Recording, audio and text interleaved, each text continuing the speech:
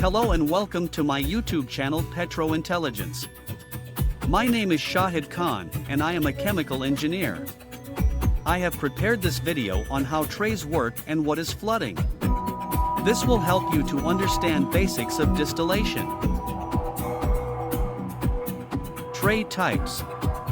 Distillation towers are the heart of a process plant, and the working component of a distillation column is the tray. A tray consists of the following components: overflow or outlet weir, Downcommer, tray deck. There are two types of tray decks: perforated trays and bubble cap trays. In this video, we will describe only perforated trays, examples of which are valves or flutter caps, V-grid or extruded valve caps, sieve decks, jet trays. Possibly 90% of the trays seen in the plant are of these types. Perforated tray decks all have one feature in common: they depend on the flow of vapor through the tray deck perforations to prevent liquid from leaking through the tray deck. As we will see later, if liquid bypasses the outlet weir and leaks through the tray deck onto the tray below, tray separation efficiency will suffer. Tray efficiency. Distillation trays in a fractionator operate between 10 and 90% efficiency. It is the process person's job to make trays operate as close to 90% efficiency as possible. Calculating tray efficiency is sometimes simple. Compare the vapor temperature leaving a tray to the liquid temperature leaving the trays. For example, the efficiency of the tray shown in this picture is 100%. The efficiency of the tray in this picture is 0%. How about the 10 trays shown in this picture? Calculate their average efficiency and you will get the answer 10%. As the vapor temperature rising from the top tray equals the liquid temperature draining from the bottom tray, the 10 trays are behaving as a single perfect tray with 100% efficiency. But as there are 10 trays, each tray, on average, acts like 1/10 of a perfect tray. Poor tray efficiency is caused by one of two factors: flooding, dumping. In this video, we will discuss problems that contribute to tray deck flooding. Downcomer backup. Liquid flows across a tray deck toward the outlet weir. The liquid overflows the weir and drains through the downcomer to the tray below. Vapor bubbles up through the sieve holes, or valve caps, on the tray deck, where the vapor comes into intimate contact with the liquid. More precisely, the fluid on the tray is a froth or foam, that is, a mixture of vapor and liquid. In this sense, the function of a tray is to mix the vapor and liquid together to form a foam. This foam should separate back into a vapor and a liquid in the downcomer. If the foam cannot drain quickly from a downcomer onto the tray below, then the foamy liquid or froth will back up onto the tray above. This is called flooding. Downcomer clearance. Check this picture, note that the downcomer B is flooding. The cause is loss of the downcomer seal. The height of the outlet weir is below the bottom edge of the downcomer from the tray above. This permits vapor to flow up downcomer B. The upflowing vapor displaces the downflowing liquid. That is, the vapor pushes the liquid up onto the tray above, which is a cause of flooding. On the other hand, this picture shows what happens if the bottom edge of the downcomer is too close to the tray below. The high pressure drop needed for the liquid to escape from downcomer B onto tray deck 1 causes the liquid level in downcomer B to back up onto tray deck 2. Tray 2 then floods. Once tray 2 floods, downcomer C shown in this picture will also back up and flood. This process will continue until all the tray decks and downcomers above downcomer B are flooded. On the other hand, all trays in a tower below downcomer B will lose liquid levels and dry out when flooding starts in downcomer B. Now the following rules apply. When flooding starts on a tray, all the trays above that point will also flood, but trays below that point will go dry. An early indication of flooding in a distillation column is loss of liquid level in the bottom of the column. If the Downcommer clearance, which means the distance between the bottom edge of the Downcommer and the tray below, is too great, the Downcommer becomes unsealed. Vapor flows up the Downcommer, and the trays above flood. If the Downcommer clearance is too small, then liquid backs up in the Downcommer, and the trays above flood. To calculate the height of liquid in the Downcommer, due to liquid flowing through the Downcommer clearance, use formula delta H equals 0.6 multiplied by V square, where delta H equals 2 inches of clear liquid backup in the Downcommer, due to head loss under the Downcommer, and V equals to horizontal component of liquid velocity in feet per second as the liquid escapes from the Downcommer. To guarantee a proper Downcommer seal, the bottom edge of a Downcommer should be about 0.5 inch below the top edge of the outlet weir. This dimension should be carefully checked by process personnel when a tower is opened for inspection. It is quite easy for sloppy tray installation to distort this critical factor. Height of liquid on tray deck. As the liquid level on a tray increases, the height of liquid in the Downcommer feeding this tray will increase by the same amount. Again, excessive Downcommer liquid or froth levels result in flooding and loss of tray efficiency. The liquid level on a tray is a function of two factors: weir height, crest height. The weir height on many trays is adjustable.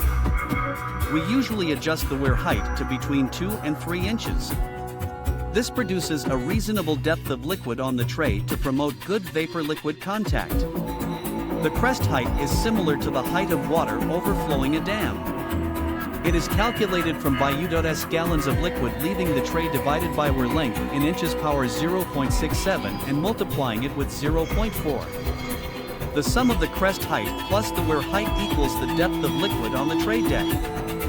One might now ask, is not the liquid level on the inlet side of the tray higher than the liquid level near the outlet weir?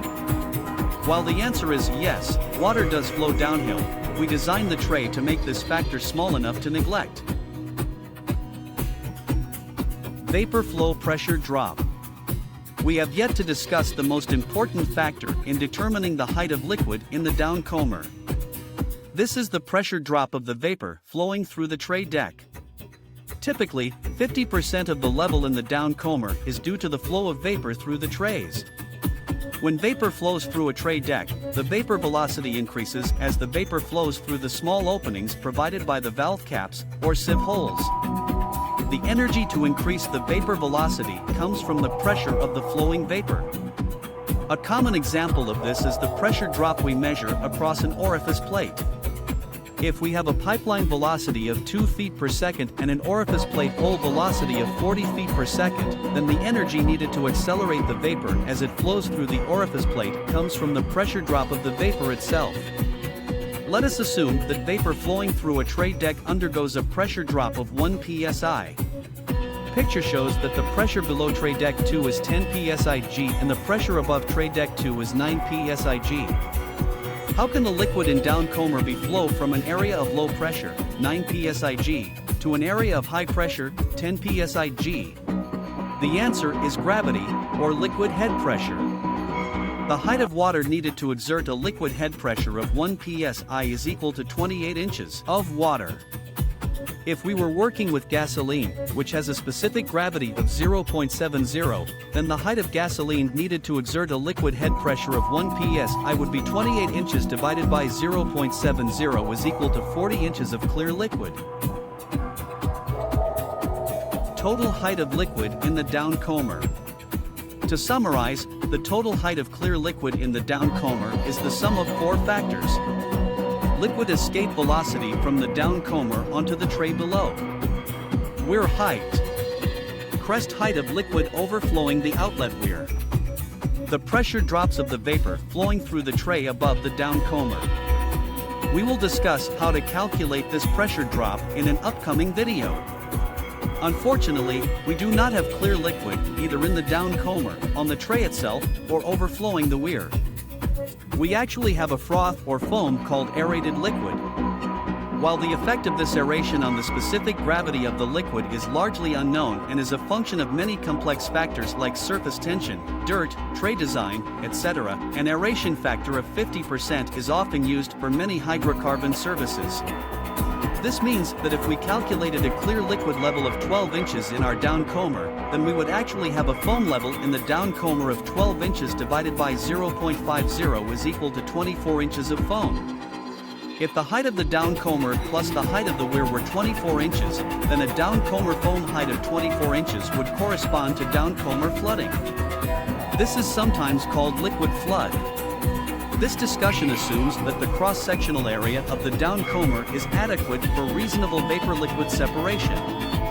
If the Downcommer loading gallons per minute per square feet of Downcommer top area is less than 150, this assumption is okay, at least for most clean services. For dirty, foamy services, a Downcommer loading of 100 gallons per feet square would be safer. Jet flood. This is a realistic picture of what we would see if our towers were made of glass. In addition to the Downcomers and tray decks containing froth or foam, there is a quantity of spray or entrained liquid lifted above the froth level on the tray deck. The force that generates this entrainment is the flow of vapor through the tower. The spray height of this entrained liquid is a function of two factors: the foam height on the tray, the vapor velocity through the tray. High vapor velocities, combined with high foam levels, will cause the spray height to hit the underside of the tray above. This causes mixing of the liquid from a lower tray with the liquid on the upper tray. This back mixing of liquid reduces the separation, or tray efficiency, of a distillation tower.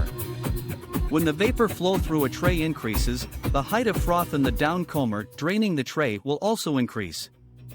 This does not affect the foam height on the tray deck until the Downcommer fills with foam. Then a further increase in vapor flow causes a noticeable increase in the foam height of the tray deck, which then increases the spray height. When the spray height from the tray below hits the tray above, this is called the incipient flood point, or the initiation of jet flooding. Note, though, that jet flood may be caused by excessive Downcommer backup. It is simple to see in a glass column separating colored water from clear methanol how tray separation efficiency is reduced as soon as the spray height equals the tray spacing. And while this observation of the onset of incipient flood is straightforward in a transparent tower, how do we observe the incipient flooding point in a commercial distillation tower? The reason I can say with confidence on this subject is that I worked with a 4-inch demonstration transparent column at a refinery. I used the little distillation tower to explain to plant technicians how distillation towers worked. The tower's feed was windshield wiper fluid with blue dye. The alcohol went overhead, and the blue water was the bottom's product. Incipient flood. This picture illustrates the operation of a simple propane-butane splitter. The tower controls are such that both the pressure and bottom's temperature are held constant. This means that the percent of propane in the butane bottom's product is held constant. If the operator increases the top reflux flow, here is what will happen. 1. The tower top temperature drops. 2. The amount of butane in the overhead propane product drops. 3. The tower bottom temperature starts to fall. 4. The reboiler duty increases to restore the tower bottom temperature to its set point. 5. The weight flow of vapor and the vapor velocity through the tray increase. 6. The spray height, or entrainment, between the trays increases. 7. When the spray height from the lower trays impacts the upper trays, the heavier, butane-rich liquid contaminates the lighter liquid on the upper trays with heavier butane. 8. Further increases in the reflux rate then act to increase, rather than decrease, the butane content of the overhead propane product. This picture illustrates this point. Point A is called the incipient flood point, that point in the tower's operation at which either an increase or a decrease in the reflux rate results in a loss of separation efficiency. You might call this the optimum reflux rate. That would be an alternate description of the incipient flood point. bypassing steam trap stops flooding. Take an example. We have a distillation tower that floods. Delta P on trays below feed point is stable. Delta P above feed trays 16 to 22, increase from 1.3 to 2.7 psi. Condenser and reflux drum is internal in tower, and we cannot measure the reflux rate. The operator bypassed steam trap on reboiler outlet and flooding stopped. The panel operator concludes that flooding tower is due to defective steam trap. What's your opinion? Note that tower fractionation also improved after trap bypassed. The panel operator is quite wrong. When he bypassed the steam trap, he blew the condensate seal on the reboiler outlet. This permitted uncondensed steam to blow through the reboiler, thus reducing the reboiler duty. The reduction in the reboiler duty reduced the vapor flow up the tower and hence the internal reflux rate. This unloaded the trays and stopped the flooding. Panel operator's observation that the tower fractionation improved as a consequence of bypassing the steam trap was a positive indication that he had degraded tray efficiency due to entrainment. That is, he was operating above the tower's incipient flood point. Certainly, there is nothing amiss with his reboiler steam trap. He should try to water wash the trays above the feed point onstream, as the trays in this service are typically subject to ammonium chloride sublimation. Tower pressure drop and flooding. It is a characteristic of process equipment that the best operation is reached at neither a very high nor a very low loading. The intermediate equipment load that results in the most efficient operation is called the best efficiency point. For distillation trays, the incipient flood point corresponds to the best efficiency point. We have correlated this best efficiency point for valve and sieve trays as compared to the measured pressure drops in many distillation towers. We have derived this formula, where product of pressure drop across a tray section in 28 is divided by the product of the number of trays, tray spacing in inches and specific gravity of clear liquid, at flowing temperatures give us the value of K. Based on hundreds of field measurements, we have observed that if K equals 0.18 to 0.25, tray operation is close to its best efficiency point. If K equals 0.35 to 0.40, tray is suffering from entrainment. Increase in reflux rate noticeably reduces tray efficiency. If K greater than or equal to 0.5, tray is in fully developed flood. Opening a vent on the overhead vapor line will blow out liquid with the vapor. If K equals 0.10 to 0.12, tray deck is suffering from low tray efficiency due to tray deck leaking.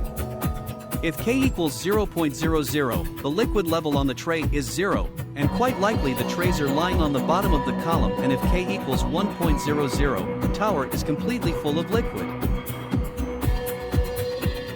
Carbon steel trays. One of the most frequent causes of flooding is the use of carbon steel trays. Especially when the valve caps are also carbon steel, the valves have a tendency to stick in a partially closed position. This raises the pressure drop of the vapor flowing through the valves, which, in turn, pushes up the liquid level in the downcomer draining the tray.